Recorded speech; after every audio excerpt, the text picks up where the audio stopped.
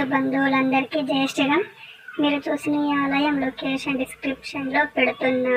అందరూ ఒక్కసారి వచ్చి దర్శించుకోవాలని కోరుతున్నా. మన ఛానల్ ఇంకా ఎవరైనా సబ్స్క్రైబ్ చేయకుండా ఉంటే సబ్స్క్రైబ్ చేసి లైక్ కొట్టండి.